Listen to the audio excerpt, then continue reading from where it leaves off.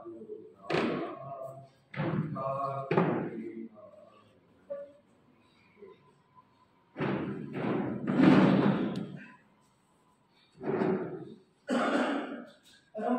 भगवान ध्वज माननीय जिल्हा संघचालक सुधीरजी, आपले नगर कार्यवाह नितीनजी आणि उपस्थित आत्मीय स्वयंसेवक बंधूंनी, नेहमी बोलण्याची सवय आहे पण आज जरा वेगळं दर्पण आहे. माझे दोन प्राध्यापक आता इथं पहिल्यांदाच बहुतेक मला ऐकायला बसलेले आहेत. ठीक आहे, ही पण सवय कधीतरी व्हायला पाहिजे. आज एका वेगळ्या विषयावरती मला बोलायला सांगितलं. आता आपली नेहमीची पद्धत आहे त्यामुळे आपण बौद्धिक वर्ग असं म्हणतो. कदाचित ते बोलणं झाल्यानंतर काही जण म्हणतील की हा काही बौद्धिक वर्गाचा विषय आहे का. पण आपण संघामध्ये काही गोष्टी ठरवतो आणि त्या करतो. मग ठरवतानाच आजचा जो विषय आहे हा बौद्धिकचा विषय असं ठरवलेला आहे म्हणून याला बौद्धिक वर्ग म्हणायचं. त्याचं संवाद सत्र किंवा व्याख्या, विषय मांडणी असा वेगळा शब्द सुद्धा याला जास्त सोयीस्कर राहिला असतो. आजचा मला दिलेला विषय आहे नागरी शिष्टाचार आणि राष्ट्रीय चारित्र्य.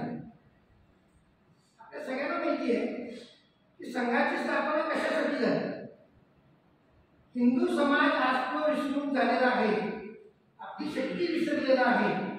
त्याला पुन्हा जागर करून देशाला परमवैभवाला न्यायचं असा विचार मनामध्ये ठेवून डॉक्टरांनी संघ सुरू केला.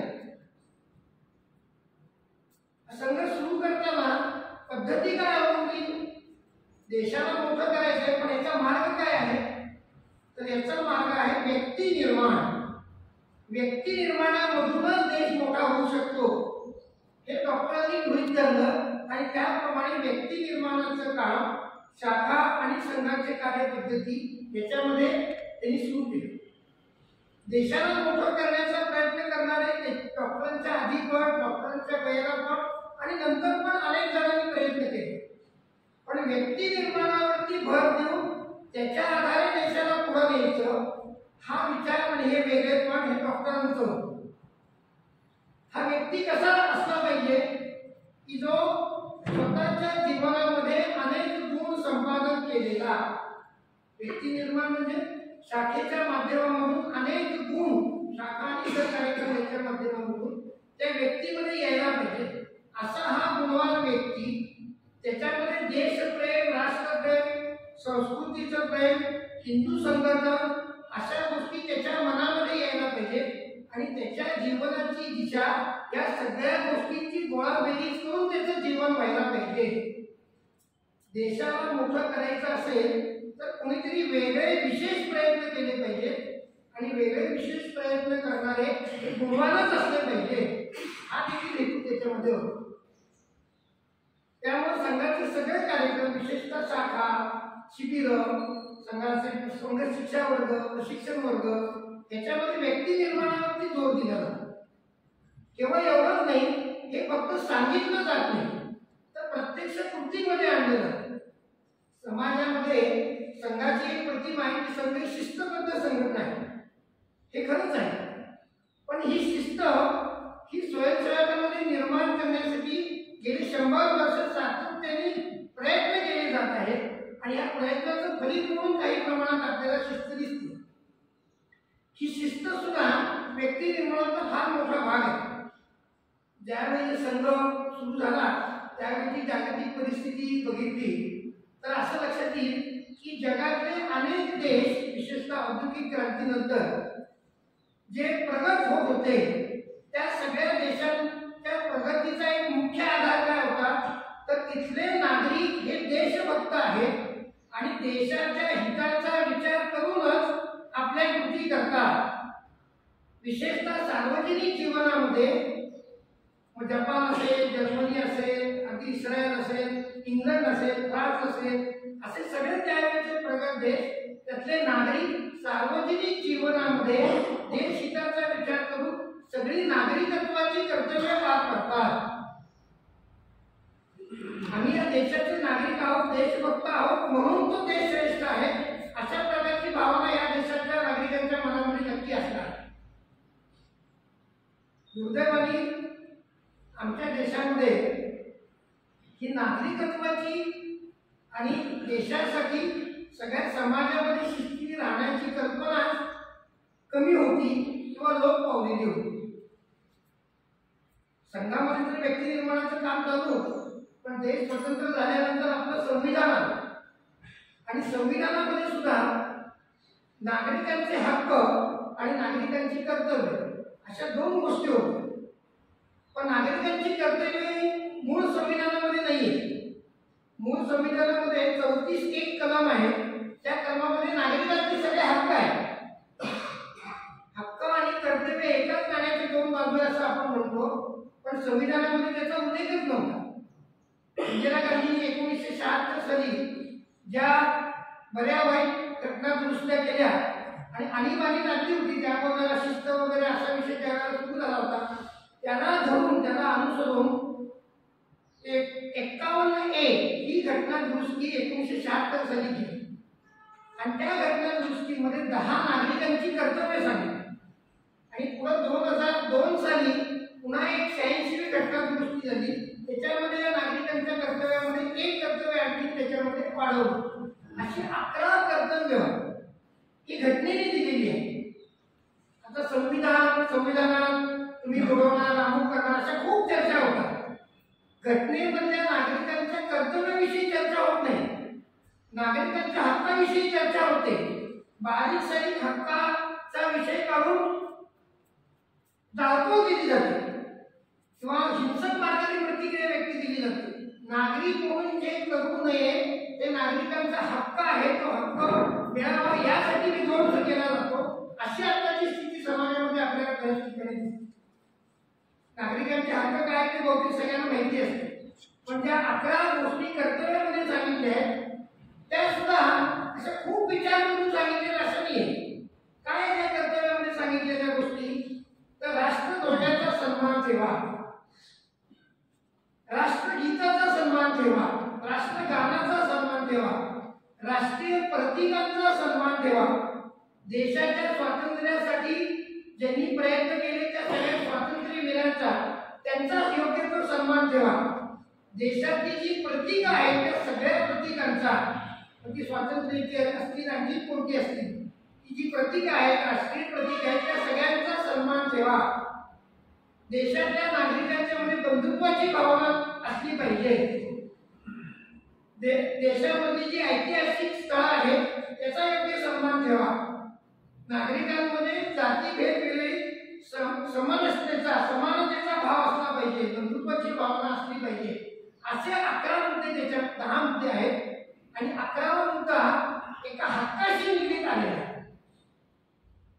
एका घटना दुरुस्तीमध्ये 2002च्या घटना दुरुस्तीमध्ये एक हक्क आला की 6 ते 14 वर्षाच्या नागरिकांना, मुलांना शिक्षण हे हक्काने मिळालं पाहिजे. हा त्यांचा हक्क आहे आणि ते शिक्षण मिळालं पाहिजे. असा हक्क आल्यामुळे दुसऱ्या बाजूला घटना दुरुस्ती करून कर्तव्य आलं की मग सगळ्या नागरिकांचं कर्तव्य आहे की 6 ते 14 वर्षाच्या मुलांना शाळेमध्ये पाठवलं पाहिजे. हे त्या कर्तव्यामध्ये आहे. अशी ढोबळपणाने 11 कर्तव्य ही घटनेमध्ये दिलेली, ही सगळी तर पाळली पाहिजे. याच्याबद्दल काही शंकाच नाही. याच्यातल्या प्रत्येक घटनेमध्ये एकेका ओळीमध्ये दिले, त्यामुळे ओळीचा अर्थ अन्वयाचा लावला पाहिजे, त्याच्यावर नीट विचार केला पाहिजे. राष्ट्रीय प्रतीके म्हणजे कोणती आहे? म्हणजे मध्ये एक प्रश्न आला की स्वातंत्र्य संग्राम आणि त्याची जी स्मारक आहे त्याचं रक्षण केलं पाहिजे किंवा त्याच्या विरोधी काही करता कामा, त्याचा विध्वंस करता कामा. मुंबईमध्ये एका दंगलीमध्ये आपल्याला सगळ्यांना आठवत असेल, हुतात्मा चौकामध्ये एक बंदूक त्याच्यावर टोपी असलेलं एक स्मारक होतं आणि काही अतिरेकी मंडळींनी ते दंगलीच्या वेळेला फोडलं. की व्हिडिओ पण त्यावेळेला याच्यावर आठवत असत. तर एकाशी चर्चा करताना त्यांनी म्हटलं की हे कर्तव्यामध्ये नाही आहे, कारण कर्तव्यामध्ये म्हटले स्वातंत्र्य संग्रामामधली प्रतीकं मोडू नका. हे मोडलंय ते महाराष्ट्राचं जे आंदोलन झालं स्वतंत्र महाराष्ट्राचं, त्याचं प्रतीक म्हणून ते हुतात्मा चौकामध्ये होतं. मग ते म्हणायला काय हरकत आहे? असे अर्थ अन्वयाचे वेगवेगळे लावले जातात. तर ते सगळा विचार करून 11 कर्तव्याचा सुद्धा सुद्धा विचार नीट केला पाहिजे आणि समाजामध्ये त्याची जागृती केली पाहिजे. पण याच्याही पुढे जाऊन स्वयंसेवी म्हणून स्वाभाविकपणे अनेक गोष्टी आपण करत राहिलं पाहिजे ज्या आपल्या स्वभावामध्ये येणार. संघामधली शिस्त, संघामधले कार्यक्रम, संघामधल्या रीतीनीती या बहुतेक जणांना माहिती असतात किंवा स्वयंसेवकांना माहिती असतात आणि स्वयंसेवक ते पाळण्याचा प्रयत्न करतात. पण हे केवळ संघापुरतं, संघाच्या कार्यक्रमापुरतं नाहीये, तर हे समाजामध्ये वावरताना सुद्धा आहे. स्वयंसेवक मुरला तयार झाला समाजामध्ये वावरताना सुद्धा तो या गोष्टी स्वाभाविकपणे करेल अशी अपेक्षा आहे. पण आता विचारपूर्वक करण्याची सुद्धा गरज आलेली आहे. म्हणून हा विषय आता मांडण्याचा किंवा सांगण्याचा विषय झालेला आहे. आता संघ शिक्षा वर्गामध्ये सुद्धा हा विषय सांगितला जातो. कुठल्या कुठल्या गोष्टी आहेत. आपण या देशाचे नागरिक आहोत. आपली जी घटना केलेली आहे त्या घटनेमध्ये पहिल्यांदाच काय म्हणजे आम्ही भारताचे नागरिक, आम्ही ही घटना स्वतःसाठी स्वीकृत केली आहे. याचा अर्थ काय, आम्ही स्वतःहून हे सगळं संविधान जे आहे ते पाळणार आहोत. आणि स्वयंसेवक शब्दाचा अर्थ पण तसाच आहे, आम्ही स्वतःहून जे काम करायला घेतले ते स्वतःहून करणार. तर स्वतःहून हे सगळं करणार आहोत. तर स्वतःहून करायच्या गोष्टी कुठल्या आहेत, कायद्याच्या जाचही म्हणून नव्हे तर स्वतःहून करायला पाहिजे, त्याची सवय व्हायला पाहिजे. सगळ्या प्रकारच्या कायद्यांचं पालन करायचं. हे कायदे आम्ही केले, कदाचित काही कायदे आम्हाला आवडत नाही. आता मधल्या काळामध्ये मला आकडा आता आठवतोय तो 852 असा आकडा आहे. मागं वकील लोक सांगतील हे इंग्रजांच्या काळामध्ये त्यांच्या सोयीने केलेले कायदे की जे आता फार रिलेव्हंट नाही असे कायदे सरकारने काढून काढले. अजूनही काही कायदे काढण्याची प्रक्रिया चालू आहे.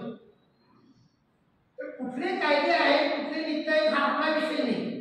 आपला विषय असा आहे नागरिक म्हणून की जे कायदे आता अस्तित्वात आहेत त्या सगळ्या कायद्यांचं मी स्वतःच्या जीवनामध्ये परिपूर्ण पालन करीन. अगदी छोट्या छोट्या गोष्टी असतात. रस्त्यावरती मी नेहमी डाव्या बाजूने जाईन. इथं सिग्नल असेल तर सिग्नल पूर्ण हिरवा होईपर्यंत थांबेल. जरा पिवळा आहे ना जरा पटकन जाऊया का. जिथे एकेरी मार्ग आहे तिथे एकेरी मार्गानेच जाईल, विरुद्ध बाजूने जाणार नाही. आता आजकाल मोठे मोठे हायवे झालेले आहेत, तिथं स्पीड लिमिट दिलेलं आहे. तर ते स्पीड लिमिट मी ओलांडणार नाही. आता खूप जणांना नोटीस आहेत आणि सरकारचे उत्पन्नाचं साधन झालंय. 2010 किंवा तो आरटीओ तुमचं पकडल्यानंतर तुमच्या गाडीचा डेटा बघतो आणि सांगतो 10,000 दंड झाला. त्याच्यासाठी 10,000 दंड झाला तर गाडीची वेग मर्यादा ओलांडली. ही वेग मर्यादा, वाहतुकीच्या सगळ्या नियमांचं पालन हे आपण स्वाभाविकपणे केलं पाहिजे. कोणी बघत नाहीये म्हणून मग मी जरा नॉन साईडनी जातो. आता रात्रीची वेळ आहे, सिग्नल कशाला पाळायचा. सिंगापूरमध्ये उदाहरण आहे एका मोठ्या व्यक्तीने सांगितलेलं की रात्री 2 वाजता ते विमानतळावरून उतरले आणि हॉटेलमध्ये टॅक्सीमधून जायला निघाले. रात्रीचे 2 वाजले, ते सगळे रस्ते सामसूम होते पण सिग्नल चालू होते. आणि तो सुदैवाने ही भारतीय व्यक्ती होती आणि ड्रायव्हर सुद्धा भारतीय, गप्पामध्ये भारतीय असं लक्षात आलं. तो ड्रायव्हर प्रत्येक सिग्नल कशी थांबत होता. त्यांनी सहज विचारलं की आता रात्रीची वेळ कुठं ट्रॅफिक काही नाही, कशाला सिग्नल कधी थांबतो. नाही म्हणतो, आम्ही सगळे सिग्नल पाळतो, दोघेही भारतीय. आणि मग त्यांच्या लक्षात आलं की सिंगापूर चांगलं काय आहे, नागरिक तिथले वेळेआधी सुद्धा नियम पाळतात. हे नागरिक म्हणून जसे रस्त्याचे नियम आहेत तसे सगळे बाकीचे पण नियम आहेत. आपला व्यवसाय, उद्योग, नोकरी, समाजात वावरणं या सगळ्यामध्ये कुठं ना कुठेतरी कायदे समोर येतात किंवा कायद्यानुसार चालणं हे आपलं कर्तव्य आहे. जसं आता आपण वेगवेगळ्या प्रकारचा व्यवहार करतो, त्या व्यवहारामध्ये नुसती नैतिकता नाही तर कायदा देखील पालन केलं पाहिजे. नैतिकतेकडे मी आणखी पुढे नंतर येणार. त्यातल्या सगळ्या कायद्यांचं पालन केलं पाहिजे. मी कॉलेजमध्ये ऍडमिशन विभागामध्ये बरेच दिवस काम करत होतो आणि उत्पन्नाची मर्यादा एका गटासाठी 8 लाखाची होती. नॉन क्रिमिनल 8 लाखाची उत्पन्नाची मर्यादा होती. विद्यार्थी आणि पालक ऍडमिशनसाठी यायचे आणि सर किती रुपयाचा दाखला आणू. आता 50 जणांचा मोबाईल, खाली गाडी, हत्या सगळं बघितलं तर काहीच आपल्याला. मी सांगितलं तुमचं उत्पन्नाची मर्यादा 8 लाख आहे, 7,99,000 आणलं तरी चालतं.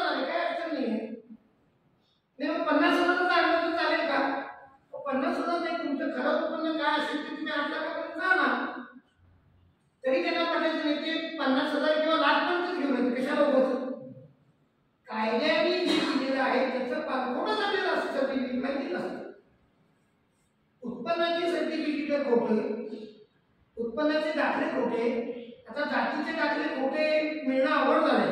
पण एक काळ असा होता की अनेकांनी जातीचे दाखले पण खोटे मिळवले. हे आपल्या जीवनामध्ये हे करण्याची सवय समाजाला लागलेली. जे व्यवहार आपण समाजामध्ये करतो ते व्यवहार सचोटीचे आहेत का, इथिकल आहेत का?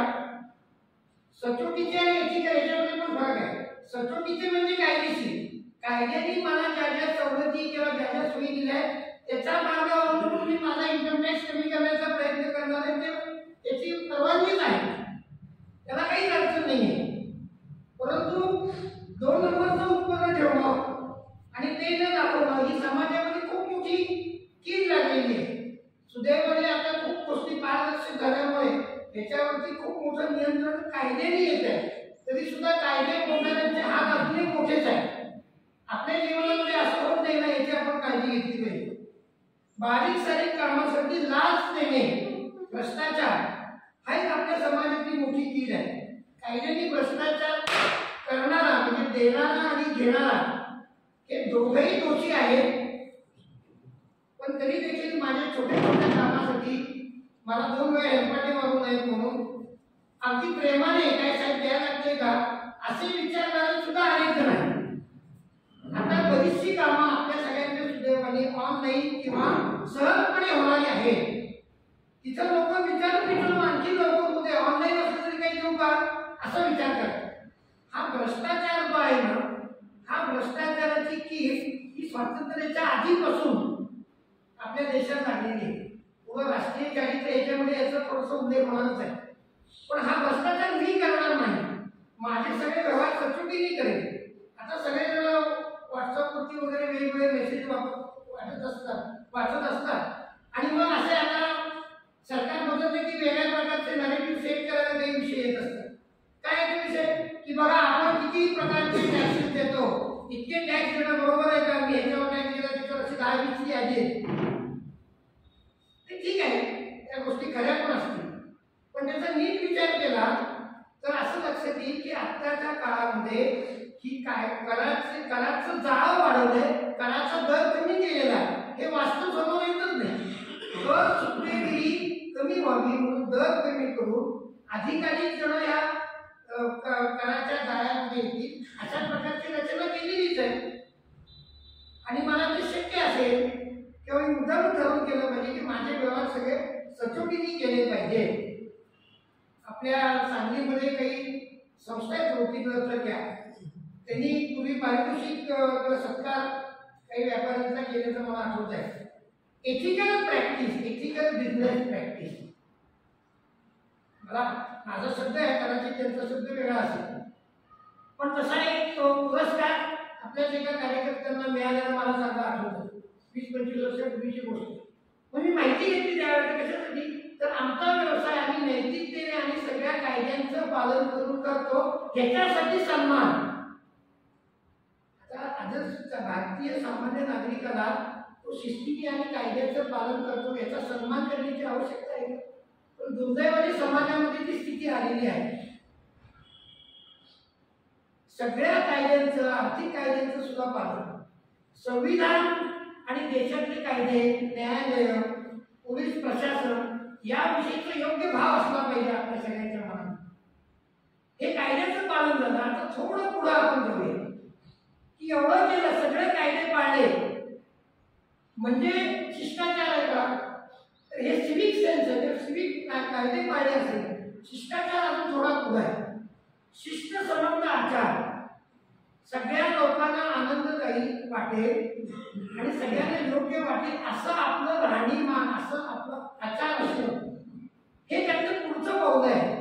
आणि हे थोडं विचार करण्यासारखं आहे की मी नागरिक म्हणून, स्वयंसेवक म्हणून माझं वागणं कसं असलं पाहिजे, सार्वजनिक ठिकाणी कसं असलं पाहिजे, माझ्या नोकरीच्या ठिकाणी कसं असलं पाहिजे, माझ्या घरामध्ये कसं असलं पाहिजे, याचा थोडा बारकाईने विचार करायला पाहिजे. जसं आता टीव्हीवरती वेगवेगळ्या क्लिप येतात, वंदे भारत सारख्या या चांगल्या नवीन छान छान गाड्या आल्या आहेत, त्या गाड्यांमध्ये सुद्धा आता लोकांनी चुंकून घाण केल्याचे फोटो यायला लागले. कालच एक रात्री मी व्हिडिओ बघितला, 3 टायर स्लीपर कोच जे सीट असतात तिथे तर कागद घेऊन जाण्याचा व्हिडिओ शांतपणे घेऊन मोठा कागदाचा कट्टा घेऊन तिथे जातो. आता वंदे भारतवरती दगडफेक पण झालेली आहे. रेल्वेमध्ये रेल्वेचा प्रवास करताना ही आपली देशाची मालमत्ता आहे, त्याचं रक्षण केलं पाहिजे अशा प्रकारची भावना लोकांच्या मनामध्ये नाही. पूर्वी तर सगळे सीट हे उचकटलेले असायचे, ब्लेडनी काठूनी कशाने काढत असतील माहीत नाही, पण सीट उचकटलेले असायचे. आता कदाचित जरा त्याच्यावरचं एक्झिट घट्ट असेल म्हणून थोडं प्रमाण कमी दिसतंय. आम्ही नागरिक म्हणून बसमध्ये प्रवास करताना, रेल्वेमध्ये प्रवास करताना सौजन्याने वागतो का? अगदी बारीक सारी गोष्टी आहेत. जपानमध्ये आता एक व्हिडिओ बघितला, त्याच्यामध्ये त्यांच्या मेट्रोमध्ये सायलेन्स प्लीज, कीप सायलेन्स अशी सूचना दिलेली आहे. आपल्या इकडे रेल्वेमध्ये असती, बसमध्ये पण असते. बसमध्ये पण समोर ड्रायव्हरच्या मागे सूचना असते, मोबाईलच्या किंवा कशाचे मोठा आवाज करू नका.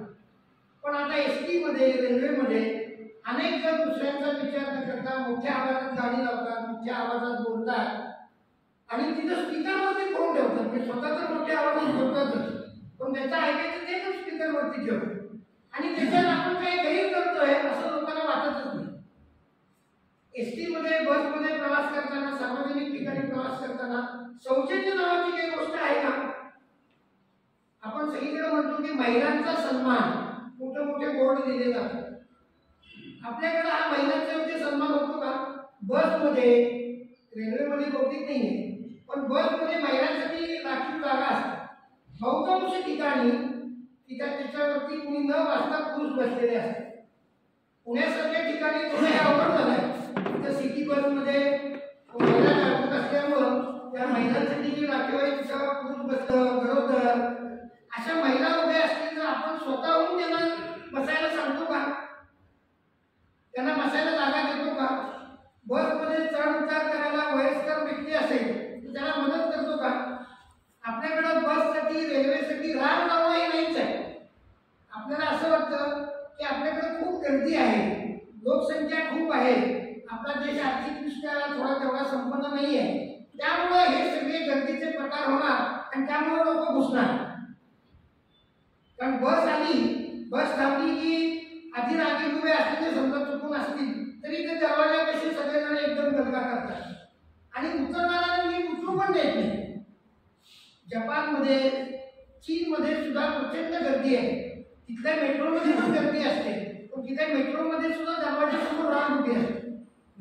सुदैवाने आपल्याकडे सुद्धा आता मेट्रो सुरू झाले आणि मेट्रो सारख्या ठिकाणी तुलनेने खूप चांगली शिस्त आता समाज पाळतो, ही चांगली बाजू पण आहे.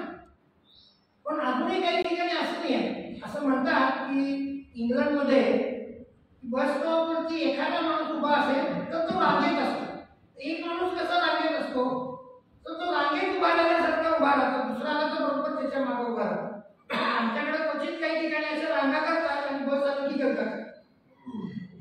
अशा अनेक गोष्टी आहेत की ज्या आम्ही स्वतःहून लक्षात ठेवून पाहिल्या पाहिजे. आमचा व्यवहार तसा महिलांसाठी समाजामध्ये सौहार्दतेचा असला पाहिजे, आत्मीयतेचा असला पाहिजे, माता भगिनी समजून असला पाहिजे. तसा लहान मुलांच्या विषयी पण आपला व्यवहार योग्य असला पाहिजे.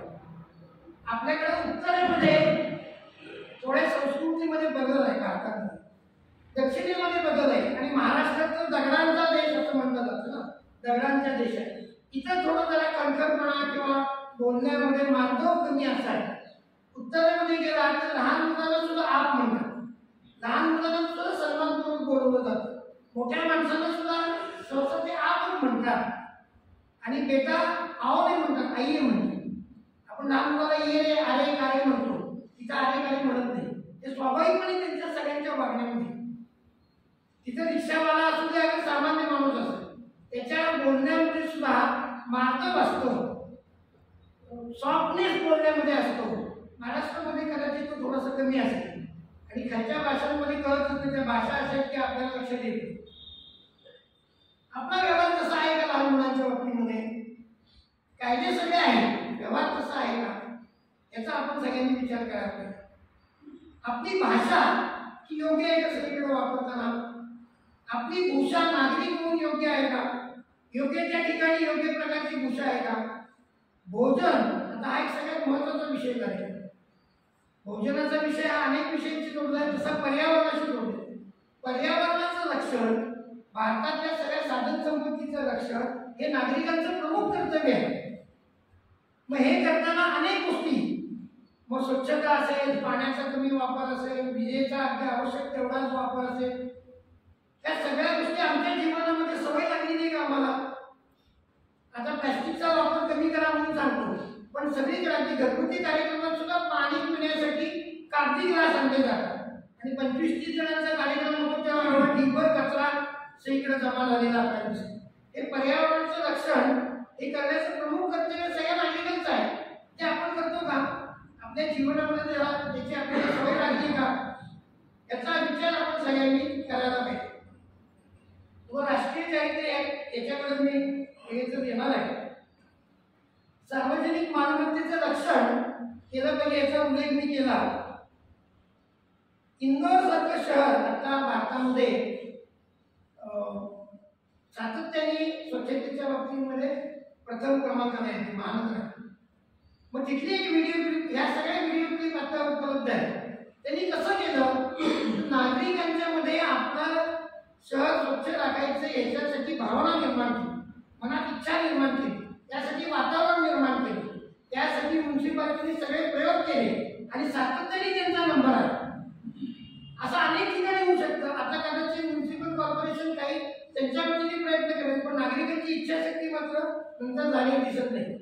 आता काही व्हिडिओ असे बघितले की फुटबॉलची मॅच संपल्यानंतर सगळे नागरिक लगेच हातामध्ये पॉलिथिनची पिशवी घेऊन, पोतं घेऊन तिथला कचरा बाटल्या सगळे गोळा करत होते. असं पण चित्र दिसतं. हे सगळं चित्र कसं आहे आपल्या सगळ्यांना माहिती आहे, पण आपल्या देशामध्ये वेगळं चित्र हे आपल्याला माहिती आहे.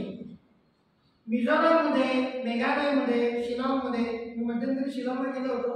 मिझोरामच्या वगैरे व्हिडिओ क्लिप आहे. तिथले पूर्वांचलातले नागरिक आपल्यापेक्षा खूप अधिक परदेशात आहो असं वाटणे इतके नागरिकत्वाचे नियम नीट पाळतात. किती गर्दी असली तिथे रस्ते लहान आहे, त्यामुळे ट्रॅफिक जाम होतो बरेच वेळेला, तरी सुद्धा कोणी विनाकारण हॉर्न वाजवत बसत नाही. कोणी चला चक्कर कुठेतरी बट करून निघून जाईल रॉंग साईडने, असं करत नाही. खूप व्हिडिओ क्लिप त्याच्यामध्ये आहे. हे सगळं सांगण्याचं कारण असं की आपल्या जीवनामध्ये हे उरलं पाहिजे आणि याची एक संस्कृती विकसित करण्याचं काम व्यक्तिगत जीवनात स्वयंसेवक म्हणून सुद्धा आपलं कर्तव्य आहे. याच्यासाठी लोकांचा विश्वास निर्माण व्हायला पाहिजे. तो विश्वास निर्माण करण्याचं काम आपण करू शकतो. मेट्रोमध्ये स्वच्छता का राहते आणि मेट्रोच्या बाहेर आलं म्हणजे लोकल स्टेशन आहे, तिथून जवळ मेट्रो आहे असं एका ठिकाणी आहे, तर लोकलच्या स्टेशनवरती गर्दी आणि सगळीकडं गोंधळ आणि तिथून पुन्हा 100 मीटरवरती मेट्रोच्या स्टेशनवरती लिफ्टमधनं गेला आणि तिथे मेट्रो सुरू झाली की तिथं सगळं शिस्त बनतं. हे आपल्या देशाचं चित्र आहे. हे चित्र सगळीकडे होऊ शकतं की नाही? तर होऊ शकतं. आपण सगळ्यांनी त्याच्यामध्ये सहभागी व्हायला पाहिजे.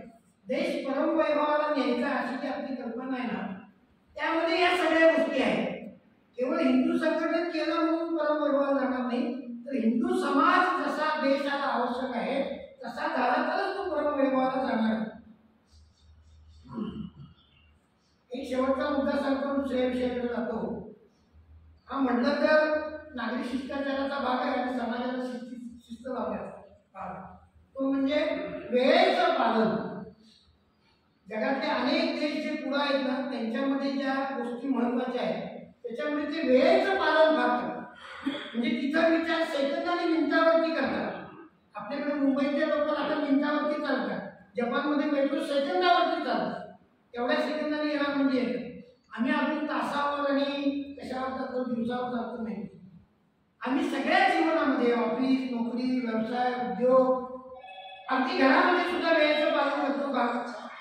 काही जण म्हणजे घरामध्ये कशाला करायला पाहिजे, तर तो स्वभाव होणं, कुटुंबाचा स्वभाव होणं, ह्याच्यासाठी वेळेचं पालन आवश्यक आहे. म्हणजे केवळ वेळेचं पालन या गोष्टीला महत्त्व दिलं तरी देशामधल्या अनेक गोष्टींमध्ये परिवर्तन होईल आणि देश पुढे जायला मदत होईल. या विषयाला जोडूनच आणखी एक विषय आहे. मला माझं वेळेचं लक्ष आहे राष्ट्रीय चारित्र्य. संघाच्या प्रार्थनेमध्ये मला असं चारित्र्य दे की ज्याच्यामुळं जग नतमस्तक होईल, असं म्हणलेलं आहे. ते वैयक्तिक चारित्र्य.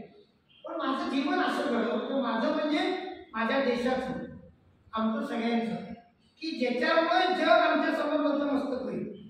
स्वामी विवेकानंदांनी 1892च्या त्या शिकागोच्या धर्म परिषदेमध्ये नंतरच्या भाषणामध्ये असं म्हटलं होतं की भारत मातेला जगाच्या सिंहासनावरती विराजमान झालेलं मला बघायचं. याचा आधार काय होता? याचा आधार भारतीय संस्कृती श्रेष्ठ आहे. या भारतीय संस्कृतीचा प्रभाव जगामध्ये अनेक ठिकाणी होईल आणि भारतीय संस्कृतीचा प्रभाव होण्यासाठी याचा मुख्य आधार आहे शील आहे, चारित्र्य हा याचा मुख्य आधार आहे. आम्ही चारित्र्याच्या आधारावरती जग आमच्याकडे नतमस्तक होईल असं आम्ही आमच्या प्रार्थनेत म्हणतो. आमचं व्यक्तिगत चारित्र्य कसं आहे, मी व्यक्तिगत जीवनामध्ये कसा वागतो, मगाशी ज्या नागरिकत्वाच्या गोष्टी सांगितल्या, भ्रष्टाचार करणारे वाईट वागणारे, त्यात सगळ्या आल्या. स्त्रियांच्या विषयी माझी भूमिका काय आहे, मी कसं वागतो, हे व्यक्तिगत चारित्र्य म्हणून अनेक गोष्टी मांडता येते. त्या आपल्या सगळ्यांना माहिती. आपण प्रार्थना विषयाच्या बौद्धिक वर्गामध्ये पण त्याच्यावरती थोडी माहिती घेत असतो. याच्याही पुढे जाऊन चारित्र्याची दुसरी बाजू, एकाच प्राण्याची दुसरी बाजू, व्यक्तिगत चारित्र्य आणि राष्ट्रीय चारित्र्य. देश पुढे जायचं असेल तर राष्ट्रीय चारित्र्य आमचं कमी पडतं. त्यातला एक भाग नागरिकत्वाचे नियम वगैरे आहेत, पण त्याच्याही पुढे जाऊन आमच्या देशाच्या हिताचाच आम्ही नेहमी विचार करतो का देश हिताच्या विरोधी विचार करतो. आता दुर्दैवाने आमच्या देशामध्ये असे काही राजकीय नेते आहेत, नाव कोणाचं घेत नाही, की ते परदेशामध्ये जाऊन देशाची निंदा करतात. वयम पंचाधिक शतम हे महाभारतामधलं आहे. युधिष्ठिर म्हणतो की कौरव आणि पांडव आम्ही 105 जण हे शत्रूच्या विरुद्ध आम्ही एक आहोत हे सांगण्यासाठी वयम पंचाधिक शतम आहे. आणि आजचे काही नेते भारताची निंदा नाराजगी परदेशामध्ये जाऊन करतात, राजकीय करण्यासाठी करत असतात. देशाच्या हिताचा विचार न करता वैयक्तिक स्वार्थाचा विचार करून ज्यांनी राष्ट्रीय चारित्र्य नाही सिद्ध केलं अशी काही उदाहरणं मी सांगणार. अगदी सुरुवातीचं उदाहरण आंबी राजाचं आपल्याला माहिती असेल, त्याचे आधी असतील, पण अलेक्झांडर आला, सिकंदर आला आणि त्याला मदत कोणी केली तर त्या आंबी राजांनी मदत केली. पुढे जयचंद्राचं उदाहरण येतं. तर जयचंद्रांनी सुद्धा आपलं राज्य वाचवण्यासाठी किंवा वैयक्तिक स्वार्थासाठी परकीय राजाला मदत केली. चंद्रगुप्ताच्या काळामध्ये पण हे घडलेलं आहे. परकीय राजवटी विरुद्ध अनेक राजांना एकत्र करून परकीयांचा सामना करायचा असा विचार चंद्रगुप्तांनी केला. अनेकांनी त्याला मदत केली नाही, त्याला खूप त्यासाठी प्रयत्न करावे लागले. शेवटी एका सामान्य माणसाला घेऊन राजपथावर बसून त्याच्यामार्फत हे सगळं त्याला घडवून आणायला लागलं. एक काळ असा होता की आपल्यामध्ये अनेक देशामध्ये अनेक ठिकाणी बौद्धांची सत्ता होती, बौद्ध राजा होते, बौद्ध पंथ स्वीकारलेला होता. आणि त्यावेळेला परकीय आक्रमण आलं तर सैन्यच ठेवायचं नाही, ही विचारसरणीच वेगळी. सैन्य न ठेवल्यामुळं आमच्या देशावरती आक्रमणं झाली. आणि आपल्या सगळ्यांना माहिती की नालंदा जळालं, त्याचं मुख्य कारण तिच्या आजूबाजूला असलेल्या बौद्ध राजांनी देशाच्या हिताचा विचार न करता केवळ आपल्या विचारसरणीचा विचार करून सैन्य ठेवलं नाही, त्यामुळे तिथं नालंदा त्यांच्या समोर जळत राहिलं. बख्तियार खिलजीनी भागलपूर झालं, हे त्याच वेळेला झालं, सगळे बघत राहिले. आसाममध्ये मात्र असं झालं नाही. तिथून पुढे बख्तियार खिलजी आसामकडे गेला. आसाममध्ये मात्र सगळे राज्य एकत्रित झाले आणि त्यांनी राष्ट्रीय चारित्र्य कसं असतं याचं उदाहरण घालून दिलं आणि त्या बख्तियार खिलजीचा पराभव केला. अशी खूप उदाहरणं इतिहासामध्ये आहेत की ज्याच्यामध्ये जवळच्यांनी दगा दिला म्हणून आमचा पराभव झाला. आमचं सैन्य चांगलं नव्हतं असं नाही, आम्ही लढाऊ होतो, सैन्य चांगलं होतं, आमच्या क्षमता होत्या, पण आमचा पराभव झाला कारण दगा पाहिजे. म्हणजे पुन्हा देवगिरीच्या राजांच्या बाबतीत असंच घडलं, इथं कृष्णदेव राजांच्या बाबतीत असंच घडलं. हे राष्ट्रीय चारित्र्य नसल्याचं उदाहरण आहे. तर राष्ट्रीय चारित्र्य असण्याची काही उदाहरणं आपल्या सगळ्यांना गड आला पण सिंह गेला माहिती आहे. तानाजी शिवाजी महाराजांच्याकडे जातो आणि आपल्या मुलाच्या लग्नाचं निमंत्रण द्यायला जातो, तेव्हा तिथं त्याच्या लक्षात येतं की कोंढाणा घेण्याचा माणूस जिजाऊंचा आणि शिवाजी महाराजांचा आहे. तर तो तानाजी ते सगळं बाजूला ठेवतो आणि आधी लगेच कोंढाण्याचं म्हणतो. बाकी सगळा इतिहास आपल्याला सगळ्यांना माहिती आहे. म्हणजे राष्ट्राचं काम पहिलं हे तानाजींनी ठरवलं, त्याप्रमाणे केलं सुद्धा. आणि ते आजच्या काळातली अलीकडच्या काळातली पण काही उदाहरणं देण्यासारखी आहे. एक वेगळं उदाहरण असं आहे, प्लासीची लढाई झाली 1757 आणि तिथं मीर जाफर हा त्या नवाबाचा सेनापती हा इंग्रजांना फितूर झाला आणि त्यामुळे ती लढाई हल्ल्यामुळे इंग्रजांचं बस्तान भारतामध्ये बसलं. आता ही प्लासीची लढाई चालू होती. एखाद्या क्रिकेटच्या मॅच साठी लोक चारी बाजूने उभा राहून ही लढाई बघत होते. इंग्रजांचं सैन्य लढतंय, आपलं लढतंय. खूप लोक जमली होती. असं म्हणतात, खरं खोटं माहित नाही, की तिथं जमलेल्या लोकांनी दगड उचलून जर इंग्रज सैन्याला मारले असते तर इंग्रजांचा पराभव झाला असता. त्यानंतरची पण उदाहरणं आहे. तात्या टोपेंना शिंदेंनी पकडून दिलं. झाशीच्या राणी लक्ष्मीबाई केसीआरने पकडून दिलं. झाशीची राणी लक्ष्मीबाई तिने शिंदेच्याकडे आसरा मागितला, त्यांनी दिला नाही. हे अगदी 1857च्या स्वातंत्र्य समरानंतरच्या गोष्टी आहेत. चांगल्या घटना कुठल्या आहेत? हे अगदी जवळची घटना आहे की ती बाबासाहेब आंबेडकरांच्या जीवनातली. दोन घटना आहेत तुमच्या जीवनात. एक घटना अशी आहे की महात्मा गांधीजी हे उपोषणाला बसले होते. उपोषणाचं कारण काय होतं तर दलितांनी उपेक्षितांनी स्वतंत्र मतदारसंघ इंग्रजांच्याकडे मागितला होता. आंबेडकरांनी मागितला होता, त्याचा आग्रह केला होता आणि गांधीजींचा त्याला विरोध होता म्हणून ते उपोषणाला बसले. खूप दिवस उपोषण चालू होतं. बाबासाहेबांच्या मनामध्ये हा मतदारसंघ हवा होता, त्याची कारणं वेगळी आहेत. पण शेवटी बाबासाहेब गांधीजींच्याकडे गेले आणि त्यांना सांगितलं की मी माझी मागणी मागं घेतो आणि गांधीजींनी उपोषण सोडलं. माझ्यामुळे देशाचा हा मोठा नेता आहे, त्याचं मरण उद्भवू नये, देशाच्या हिताचा त्यांनी विचार केला असेल म्हणून मी माझी खूप कळकळीची असलेली आवश्यक असलेली मागणी मागं घेतो, हे बाबासाहेबांनी दाखवून दिलं. दुसरं बाबासाहेबांच्या जीवनामधला पुढचा एक प्रसंग आहे. त्या प्रसंगामध्ये बाबासाहेबांनी आधी खूप वर्ष मला राम मंदिरात प्रवेश द्या, सगळ्यांच्या बरोबर ठेवा, मी तुमचाच आहे, माझा समाज जवळ घ्या, असे खूप प्रयत्न केले. काळा मंदिरामध्ये सत्याग्रह केला, पंढरपूरच्या पांडुरंगाच्या दर्शनासाठी केला, पण हिंदू समाजाने ऐकलं नाही आणि कुठल्याही गोष्टी इतक्या लवकर होत नसतात. त्यामुळे माझ्यानंतर काय असा विचार करायचा डॉक्टर आंबेडकरांच्या मनामध्ये आला असावा. त्यामुळे त्यांनी पंथांतर करण्याचा, धर्मांतर असं शब्द बरोबर नाही, पंथ बदलण्याचा निर्णय घेतला. पण निर्णय घेताना सुद्धा त्यांच्या समोर ख्रिश्चन मुस्लिम हे ताट घेऊन समोर आले होते की तुम्ही आमच्या पंथामध्ये या, तुम्हाला अमुक अमुक सवलती देऊ, तुमच्या समाजासाठी अमुक करू, बघा आमच्याकडे कशी समता आहे, आमच्याकडे जाती भेद वगैरे नाही. खरं म्हणजे गोष्ट तितकीशी खरी नाही. मुस्लिम आणि ख्रिश्चनांमध्ये आजही जाती तेव्हाही होते. पण त्यांनी सांगितलं की आमच्याकडे नाही, तुम्ही आमच्याकडे आला तर जास्त सन्मानाने राहू शकाल. तुकडोजी महाराजांशी सुद्धा बाबासाहेब आंबेडकर या संदर्भात बोलले आणि बाबासाहेब आंबेडकरांनी देशद्रोह होणार नाही असा याच मातीतला बौद्ध पंथ स्वीकारला. हे एका अर्थाने राष्ट्रीय विचार करून राष्ट्रीय चारित्र्याचे अतिशय उत्तम उदाहरण आहे. हे बाबासाहेब आंबेडकरांनी आपल्या जीवनामध्ये सगळ्यांना घालून दिले. आणखी दरम्यानच्या काळामध्ये आपल्या सगळ्यांना माहिती आहे देशाचं स्वातंत्र्य मिळालं, फाळणी झाली आणि फाळणीच्या नंतर संस्थाना विलिनीकरणाचा कार्यक्रम सुरू झाला. त्या संस्थाना विलीन काही संस्थांनी सांगितलं, विशेषतः मुस्लिम संस्थान हैदराबादचा असेल, जुनागडचा असेल, भोपाळचा असेल, की आम्ही पाकिस्तानात जाणार. आणि इंग्रजांनी सांगितलं तुम्हाला कुठं जायचं तिकडे जा. पण भूमीची सलगता नसल्यामुळं भेटून जाणं अवघड होतं. पण काही संस्थांना अशी होती की जी पाकिस्तानच्या आत्ताच्या बॉर्डरला लागून आहे.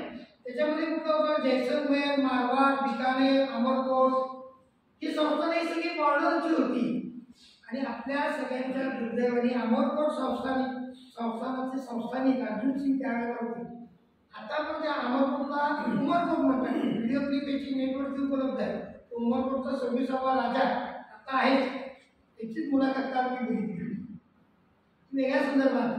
हा उमरकोट संस्थान आहे त्या संस्थानाच्या राजांनी तिथल्या जवळच्या सगळ्या संस्थानिकांना एकत्र केलं आणि जिनाची चांगली ऑफर दिली आहे, आपण पाकिस्तानात जाऊ, ह्याच्यासाठी प्रयत्न सुरू केला. एका बाजूला सरदार पटेल या सगळ्यांना आपल्यामध्ये घेण्याचा प्रयत्न करत होते. अमरकोटच्या संस्थानिकांनी हा प्रयत्न केला. त्याचं एक मुख्य कारण असं होतं की अमरकोटचं संस्थान शेजारच्या संस्थानिकांमध्ये भांडणं असतात. शेजारी जैसलमेर त्या दोघांमध्ये अनेक वर्षापासून 36चा आकडा होता आणि त्यांनी आधी जाहीर केलं की जैसलमेर भारतात जाणार असेल तर आम्ही पाकिस्तानात जाऊ आणि जैसलमेर पाकिस्तानात गेलं तर आम्ही भारतात राहू, असं पण त्या राजांनी जाहीर केलं. आणि अनेक राजांना घेऊन त्यांनी प्रयत्न पण केला. त्या अमरकोट संस्थानिकाची थोडी बॅकग्राऊंड पण वेगळी आहे. हे हुमायून जेव्हा लढाईमध्ये होता, अकबराचा जन्म होण्यापूर्वी 1550चा काळ असावा, त्या काळामध्ये हुमायून सतत लढाईमध्ये असताना आणि बायकोला कुठे ठेवायची ती गरवाची होती. त्यामुळे त्या अमरकोटच्या किल्ल्यामध्ये अमरकोटच्या संस्थानिकाला सांगून त्यांनी स्वीकारलं की ठीक आहे माझ्याकडे ठेवा. त्यांनी रक्षण केलं आणि तिथंच अकबराचा जन्म झाला. आणि अकबराचा जन्म झाला म्हणून पुढे अकबर महान किंवा औरंगजेब वगैरे तो आपण विचार करा, वेगळा विषय. पण त्यामुळे पुढे काय परिणाम झाले आपल्या सगळ्यांना माहिती आहे. हे अमरकोटचे संस्थानिक हे तेव्हापासून हे वेगळ्या विचाराचे होते आणि त्यांनी प्रयत्न केला आणि शेवटी अमरकोटचं संस्थान पाकिस्तानमध्ये विलीन झालं. त्यांचे राजे त्यावेळेला 75% हिंदू संख्या होती अमरकोट संस्थानामध्ये. आता उमरकोट म्हणतात, आता तिथे हिंदू 50%, त्यावेळेला 75% होते. त्या उमरकोटच्या जे राजे होते त्यावेळेला ते मुस्लिम लीग त्यांना निवडणुकीला सुद्धा उभे राहिले.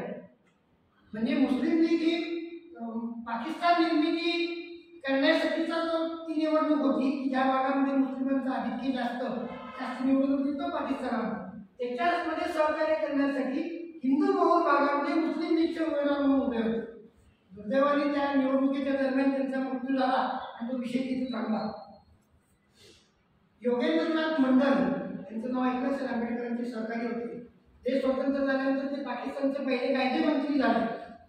जिनाला ते त्यांना वाटलं की तिथं जास्त आपल्याला आपल्या समाजाचं हित बघता येईल. नंतर त्यांना पश्चाताप झाला, ते सोडून भारतामध्ये आले आणि दुर्दैवाने विपन्न अवस्थेमध्ये त्यांचं निधन झालं. त्यावेळेला त्यांच्या लक्षात आलं नाही की आपण कोणाची बाजू घेतली पाहिजे. इस्रायलसारख्या देशांमध्ये जर आपलं युद्ध चालू आपल्याला माहिती आहे तिथला समाज अत्यंत विपरीत परिस्थितीमध्ये सुद्धा देशाच्या मागे कसा उभा आहे. अशी जगातली राष्ट्रीय चारित्र्याची अनेक उदाहरणं देता येतील, भारतातली पण देता येतील, राष्ट्रीय चारित्र्य नसल्याची पण उदाहरणं देता येतील. या सगळ्याचा आपण विचार करून माझी प्रत्येक कृती ही देश हिताची असेल, समाज हिताची असेल, माझ्या प्रत्येक कृतीमध्ये देशाचं नुकसान तर होणार नाही ना, अशा प्रकारचा विचार करणं स्वयंसेवक म्हणून आणि समाजामध्ये जिथं तिथं वावरतो तिथं असा विचार करण्याचं वातावरण निर्माण करणं हे आपलं सगळ्यांचं काम आहे. हे या निमित्ताने सांगतो.